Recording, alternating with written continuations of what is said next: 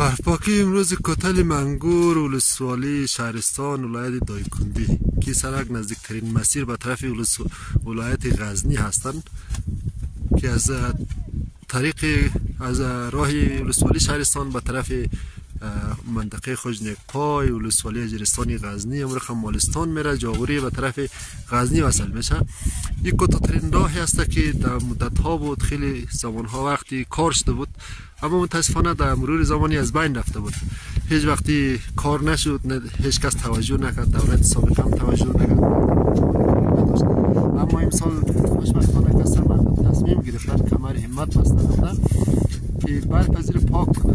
وقتی برف پاک باشد بعد از چند روز بعد انشاءالله کسر چی میشه آماده کار میشه. دوباره میخواد سرک از زیر کار کنه، دوباره میخواد سرک ترمیم کنه که نزدیکترین راه به طرف غزنی که تعمیر راه هستن میخواد که این راه به طرف غزنی وصل شونه و راهی که از دو طرف از طرف خوجنکپای هم خوشبختانه که مردم خوجنکپای کمر همت بسته که اونام کار میکنه، طرف کدر خوجنکپای اونا کار میکنه، در این روزا کار جریان داره.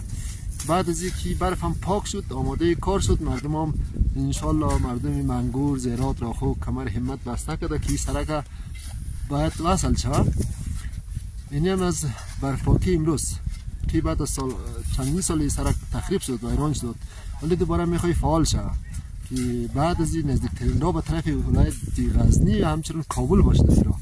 یعنی امروز کسته مردم ها سپای کتل تقریبا بعضی مردم ها کسته تقریبا نصف از مردم ها بیشترش از اینجا ساحه دید نداره که طرف ها پایین تر برف پاک میکنه، یک تعدادش به طرف بالای کتل برف پاک میکنه که این چیزی که در دوربین از ما دیده میشه. این جوانایی هست که بسیار با شوق علاقه بسیار خوش خندان امروز آمده برف پاکی. این هم از کتل منگور هست.